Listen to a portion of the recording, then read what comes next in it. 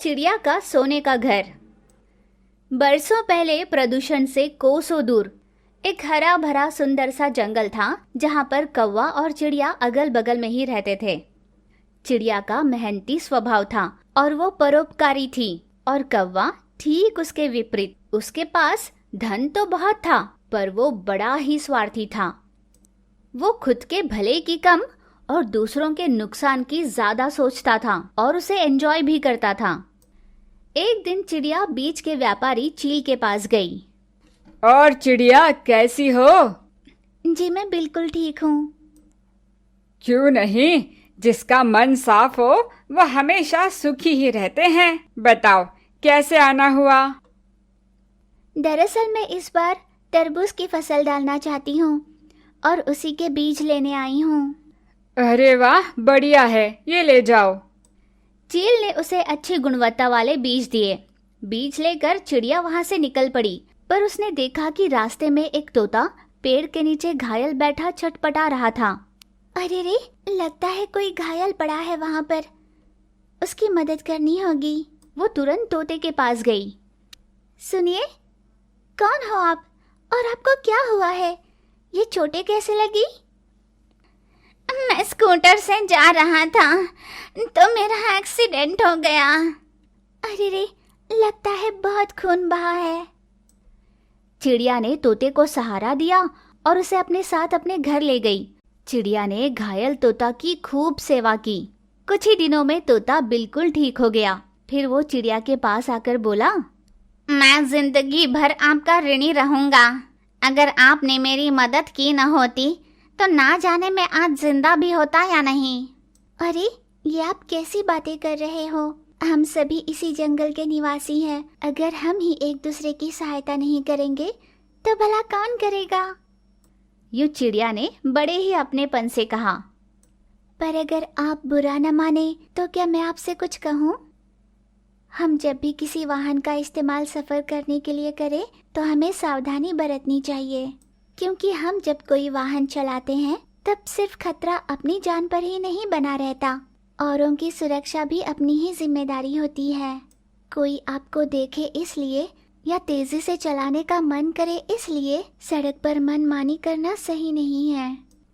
बस एक बार आपसे ये कहना चाहती थी। चिड़िया ने ये बात बड़े ही विनयपूर्ण अंदाज में कही। आपने जो भी कहा उसका एक एक शब्द सही है। आज के बाद मैं इस बात का ध्यान रखूंगा। यूं तोते ने भी उसे प्यार से जवाब और वहां से चला गया। फिर अगले ही दिन से चिड़िया हमेशा की तरह अपनी खेती पर ध्यान देने लगी। वो दिन रात मेहनत कर तरबूज की फसल अच्छे से निकले, इसके लिए हर तरह से कोशिश कर रही थी। पर कौवे को ये सब बर्दाश्त नहीं हो रहा था। अच्छा, तो लगता है इस बार जंगल में तरबूज की ज्यादा डिमांड होगी। चिकनी छाल कहीं की ये अकेली ही सारा लाभ उठाना चाहती है। मैं क्यों पीछे रहूं? ऐसा सोचकर कौवे ने भी तरबूज की ही फसल डाली। दोनों की जमीनें भी अगल बगल में ही थी, इसीलिए चिड़िया अपनी खेत में जो भी करती, कौवा उसे देखा देखी वही सारी चीजें करता। और हुआ यूं कि दोनों की फसल बहुत अच्छी निकली। पर फसल इतनी ज्यादा हो चुकी थी कि जंगल में तरबूज की डिमांड कम ही हो गई, और इसी वजह से जितने फायदे की वे दोनों उम्मीद कर रहे थे वो तो हुआ ही नहीं, उल्टा उन दोनों को नुकसान ही झेलना पड़ा।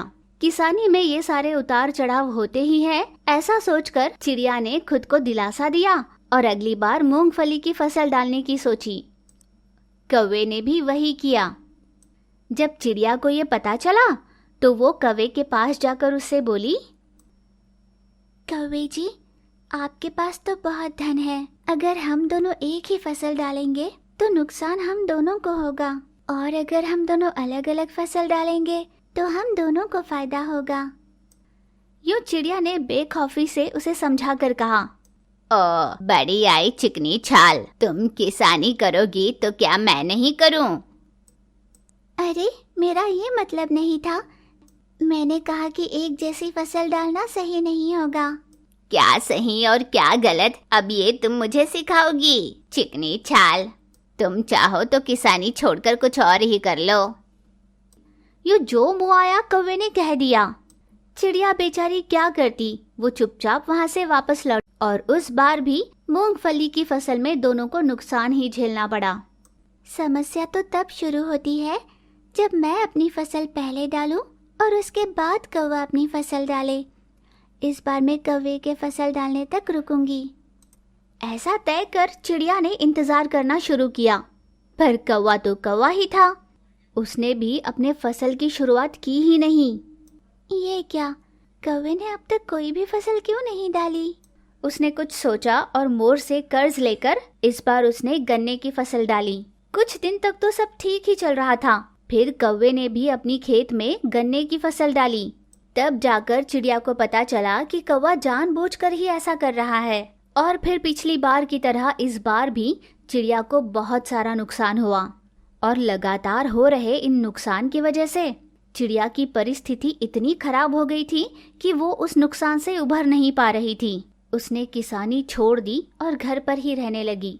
फिर एक दिन शाम के समय चिड़िया के घर पर मोर, कबूतर और चील आए। तुमने कितने महीनों पहले मुझसे बीज लिए थे, अब तक उसके पैसे नहीं दिए। क्या तुम्हें इतना भी समझ में नहीं आता कि ली हुई चीज के पैसे तुम्हें समय पर दे देने चाहिए? निवेश के लिए तुमने मुझसे पैसे तो ले लिए, पैसे लौटाने का जब समय आया तो मुंह छुपाते घूम रही हो। यूं उन दोनों ने उसे अपमानित किया। बेचारी चिड़िया कुछ नहीं कह पाई, वो चुपचाप खड़ी थी। जब तक उनका मन नहीं भरता उन दोनों ने वहीं खड़े होकर उसे खूब सुनाया और हफ्ते भर में पैसे लौटाने की उसे वार्निंग देकर वे चले गए। स्वाभिमानी चिड़िया को उन दोनों की अपमानजनक बातों से बहुत दुख हुआ। उस रात वो सो ही नहीं पाई। उन दोनों की कही बातों को याद कर कर वो रोए जा रही थी। फिर अचानक बहुत तेज हवा चलने लगी। हवा इतनी जोरों से चल रही थी कि घर के दरवाजे और खिड़कियां जोर जोर से खटकने लगी। चिड़िया ने घर की खिड़कियों और दरवाजों को बंद करने की सोच जैसे ही दरवाजे के पास आई, उसने देखा उसके आंगन में एक बोतल पड़ी हुई है। वो घर के बाहर निकली और चौंक कर उसे देखने लगी। अरे, ये तो बड़ा ही अजीब है, भला ये बोतल यहाँ कैसे आई? चिड़िया ने उस बोतल को उठाकर जैसे ही उसके ढक्कन को खोला, उसमें से सफेद आत्मा बाहर निकली। दोस्त चिड़िया, तुम्हारा धन्यवाद। मैं पिछले कई बरसों से इस बोतल में बंद थी, पर तुमने आज मुझे मुक्ति दिलाई। मैं तुम्हें एक वर देना चाहती हूँ। तुम किसी भी चीज को अपने हाथ में पकड़कर भूम भूम भुआ बोलोगी और मन में जो भी चीज मांगोगी, तुम्हारे हाथ में रही चीज उसी चीज में बदल जाएगी। ऐसा कहकर वो आत्मा वहां से गायब हो गई। चिड़िया की समझ में आया ही नहीं कि उसने कोई सपना देखा है, क्या ये सच में ही हो रहा था। वो घर के अंदर गई और उसने दीवार को छूकर ओम भूम भूम भुहा बोला, मुझे सोना चाहिए। जैसे ही चिड़िया ने ये कहा, उसका पूरा घर सोने में बदल गया। चिड़िया को बड़ा ही आश्चर्य हुआ। उसने छोटे छोटे पत्थर हाथ में पकड़े और ओम भूम भुआ बोला, मुझे रुपये चाहिए। और चिड़िया ने जैसे ही ये कहा, उसके हाथ में रहे सारे पत्थर रुपयों में बदल गए। रातों रात चिड़िया करोड़पति बन गई। अगले ही सवेरे चिड़िया ने सभी को अपने घर बुलाया और कर्ज के पैसे लौटा दिए। सोने में बदला उसका घर देखकर जंगल के सभी पक्षी आश्चर्यचकित होकर देखने लगे। अब चिड़िया के पास जो मंत्र बल था, उसने जंगल के हित में कई अच्छे अच्छे काम करने शुरू कर दिए। उसने वृद्धाश्रम बनाया, अन्नदान करने लगी। अचानक से ही चिड़िया जो इतनी धनवान बन गई थी, कौवे से ये सहा नहीं गया। चिकनी छाल कहीं की, इस चिड़िया के पास इतना सारा धन कहाँ से आया? मुझे इसका पता लगाना ही होगा। ऐसा सोचकर कौवा उस रात चिड़िया के घर चोरी छुपे चला गया। उस समय चिड़िया ने हाथ में कागज पकड़कर कहा, ओम भूम भूम भुहा, मुझे बिरयानी चाहिए। चिड़िया के ऐसा कहते ही वहां पर बिरयानी प्रकट हो गई। चिड़िया ने खूब मजे लेकर बिरयानी खाई। ये सब खिड़की के पीछे छुपा कौवा देख रहा था। चिकनी छाल कहीं की, ये इस मंत्र के सहारे इतनी धनवान बन गई, मैं भी यही करूँगा। ऐसा सोचकर ओम भूम भूम भुहा, ओम भूम भूम भुहा का मंत्र जाप करते हुए वो अपने घर चला गया। घर की दीवार पर हाथ रख उसने कहा, ओम भूम भूम भुआ चिकनी छाल। ना जाने क्या सोचते हुए उसने ऐसे कह दिया कि उसका सारा घर केले की छाल में बदल गया। कौवा ये देखकर फूट फूट कर रोने लगा। अपने सर पर हाथ रख, ये क्या, ओम भूम भूम भुआ चिकनी छाल। ये कहते ही वो खुद भी केले के छाल में बदल गया। तभी तो बड़े बुजुर्गों ने कहा है, जैसी करनी वैसी भरनी। एक जंगल में तरह तरह के पक्षी रहते थे।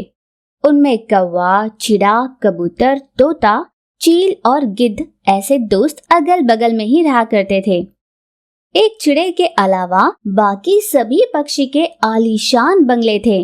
सिर्फ चिड़े का ही मिट्टी से बना घर था। वैसे वे सभी एक ही डिपार्टमेंट में नौकरी करते थे, पर चिड़ा ही ईमानदार और कर्तव्यनिष्ठ कर्मचारी था। इसी कारण वो केवल उसके वेतन पर ही घर चलाता। उसे रिश्वत लेकर भ्रष्टाचार करने की आदत नहीं थी। इसी वजह से चिड़ा आज भी मिट्टी के घर में रहता था और उसके सभी साथी पक्षी मोटी मोटी रकम में रिश्वत लेकर भ्रष्टाचारी से कमाकर ऐशो आराम में जिंदगी जी रहे थे। फिर एक दिन पत्नी चिड़िया ने अपने पति चिड़े से कहा, सुनिए जी, बच्चों की स्कूल फीस भरनी है। ये क्या बात हुई? अभी पिछले महीने ही तो भरी थी फीस। अब अगले महीने या फिर उसके बाद वाले महीने भरनी होगी ना, अभी क्यों? कहा तो था कि अगले महीने मेरी मासी की बेटी की शादी में जाना है, इसलिए फीस का खर्च इसी महीने में निपटा लो। हाँ, पर हमने तय किया था ना कि शादी में जाना जरूरी नहीं, हम नहीं जाएंगे। अब फिर से ये बात क्यों? मैंने नहीं, आपने मना किया था जाने के लिए। वैसे मेरे मायके की ओर से सभी रिश्तेदार आएंगे, मुझे जाना पड़ेगा, इसलिए कह रही हूँ, आप भले कर्ज उठाओ या कुछ भी कर लो, शादी में जाने के लिए पैसों का इंतजाम कर देना। बच्चों की स्कूल फीस का बहाना बनाकर मुकर न जाओ, इसलिए अभी कह रही हूँ। ऐसी बात नहीं है, मैंने सोचा था कि इस महीने खर्च कम होंगे तो घर के छत की मरम्मत करवाऊंगा। ओहो, केवल छत की मरम्मत करवाने से ये मिट्टी का घर महल थोड़ी ना बन जाएगा, इसलिए कहती हूँ, बाकियों की तरह रिश्वत लेते तो आज ऐसे मर मर कर जीना ना पड़ता हमें। मौका देख चिड़िया ने आखिर अपने मन की बात कह डाली। तब पति चिड़े ने कहा, देखो, मैंने तुमसे पहले ही कहा था, अपनी नौकरी के आड़ में मैं रिश्वत लेकर भ्रष्टाचारी नहीं करूंगा। और हाँ, अपनी जरूरतों से समझौता कर लूंगा, पर कर्ज हरगिज नहीं लूंगा। बेशक तुम शादी में चली जाना, पर आइंदा मुझे रिश्वत लेने की सलाह मत देना। पति चिड़े ने भी पत्नी से साफ साफ कह दिया कि उसे ऐसा करना मंजूर नहीं। इस तरह चिड़ा अपने उसूलों का पक्का था और पूरी ईमानदारी से अपना काम करता था। पर इस बात को लेकर उसके साथी पक्षी भी उसका मजाक उड़ाते थे। अरे सुन चिड़े, बुद्ध भगवान को जैसे बोधि वृक्ष के तले ज्ञानोदय हुआ था, वैसे तेरा ना जाने कब होगा। इतने अच्छे पद पर है तू, हम सबसे भी ज्यादा रिश्वत लेने के पोजीशन पर है। मैं अगर तेरी जगह होता ना, तो इतने कमाता कि आधा जंगल खरीद लेता, पर क्या करे, मेरी इतनी किस्मत कहाँ। निराश होकर जब चील ने ये कहा, तो वहीं खड़ा कबूतर बोला, बस भी कर ड्रामा, तू ऐसे कह रहा है जैसे अब तेरे पास किसी चीज की कमी हो। 3 मंजिला घर बनवा लिया है तूने, जिसमें महंगी इंटीरियर भी करवा ली। सच कहूँ तो हम सबसे ज्यादा महंगा घर तो तेरा ही है। एक चिड़े का घर है जो किसी काम का नहीं। यूं चिड़े की खिल्ली उड़ाकर सभी ठहाके लगाने लगे। यूं आए दिन चिड़े को सभी की अपमानजनक बातें सुननी पड़ती, घर पर पत्नी के ताने सुनने पड़ते, पर उसने कभी अपने उसूल नहीं छोड़े, ईमानदारी से काम करता रहा। यूं ही दिन बीत रहे थे। फिर बरसात के मौसम में एक दिन लगातार धुआंधार बरसात होने लगी। बरसात इतनी ज्यादा हो गई कि जंगल में बाढ़ आ गई। रिश्वत खाकर जिन चिड़े के दोस्तों ने अपने बड़े बड़े बंगले खड़े किए थे, उनके घर भी बाढ़ के तेज बहाव में टिक नहीं पाए। बुनियाद से घर की मिट्टी पिघलकर वो बह गए। उस बाढ़ में चिड़े का मिट्टी का घर भी नहीं टिक पाया। उस दिन तूफानी बरसात ने ना धनवान ना दीन किसी को नहीं छोड़ा। जंगल में रही सभी पक्षी के घरौंदे अपने साथ बहा ले गया। जब बरसात थोड़ी सी थम गई, बाढ़ का प्रभाव कम हुआ, तब जंगल के सभी पक्षी इकट्ठा होकर गंभीर चर्चा करने लगे। हे भगवान, मैंने आज से पहले इतनी भयानक बरसात कभी नहीं देखी। हाँ दोस्तों, मुझे तो लग रहा था जैसे घर की 4 दीवारों में ही हमारी जल समाधि बन जाएगी। ये तो किस्मत अच्छी थी हमारी कि पानी में टूटकर बहते एक पेड़ पर सवार होकर हम सुरक्षित जगह जिंदा पहुंच पाए। ये बात और है कि मेहनत से कमाए रुपयों से बनाया घर नहीं रह पाया। अब शुरू से शुरुआत करनी पड़ेगी। यूं जब उसने दुखी होकर कहा तो उससे तोते ने बोला, चिंता क्यों करता है? ऐसी विपदाओं के समय हमारी मदद करने के लिए डिपार्टमेंट में फंड्स होते हैं। उन्हीं की तरफ से हमारा घर बसाने के लिए हमें रुपए मिल जाएंगे। तोते की बात सुनकर जैसे सभी के जान में जान आई। जैसे उन्होंने सोचा, सर्वे करने के लिए कंपनी ने अफसर मुर्गे को भेजा। उसने सभी के घर और घर बनाने के लिए इस्तेमाल की गई मटेरियल की जांच की। आखिर में रिपोर्ट्स में सिर्फ चिड़े के घर के लिए ही डिजास्टर फंड में से मदद मिलेगी, बाकी किसी को नहीं, ऐसा बताया गया, जिसे सुनकर गिद्ध भड़क गया। सर, ये क्या है? हमारे घर उसके घर से कई गुना महंगे थे। क्या उसके मिट्टी के घर जितनी भी कीमत नहीं हमारे घर की? गिद्ध के आक्रोश पर अफसर मुर्गे ने उसे जवाब देते हुए कहा, हाँ, नहीं है। आज तक तुम सब अपने पद के जोर पर, अपने नौकरी के आड़ में भ्रष्टाचारी से रिश्वत लेकर अपना घर खड़ा किया था। तभी तो इतने पैसे खर्च करने पर भी बाढ़ में किसी का घर नहीं टिक पाया। इसीलिए हमेशा ईमानदारी से काम कर जितना मिला उसी में तृप्त जीवन जी रहे चिड़े के लिए ही डिपार्टमेंट पक्का घर बनवाएगी। इस विषय पर अगर किसी ने बवाल खड़ा किया तो रिश्वत लेने के जुल्म में तुम सब पर केस दर्ज करना पड़ेगा। अफसर ने जब ये बात कही, कबूतर बोला, देखा दोस्तों, हमने रिश्वत के लालच में कम गुणवत्ता वाले प्रोजेक्ट्स को भी परमिशन दी। उन रुपयों से अपना घर बनाने का काम जिन कॉन्ट्रैक्टर और इंजीनियर्स को सौंपा, उन्होंने भी हमारी तरह पैसा खाकर मिलावटी मटेरियल्स का घर बनाया। देखो, जिसने कभी रिश्वत नहीं ली, आज उसी का एक पक्का घर बन रहा है। अब मेरी समझ में आ गया, भले ही ईमानदारी का रास्ता शुरुआत में कठिन लगे, पर आगे चलकर वही सुख देती है, और गलत रास्ता भले ही शुरुआत में खुशी दे, पर अंत में वो दुख के अलावा और कुछ नहीं देती। जब वहीं पर खड़ी चिड़िया ने ये बातें सुनी, उसे पता चला कि उसके पति की सोच हमेशा कितनी महान रही है। तो इस तरह जो चिड़े के मिट्टी के घर को देख उसकी खिल्ली उड़ाते थे, बरसात के मौसम में आई एक बाढ़ ने उन सभी को सबक सिखा दिया।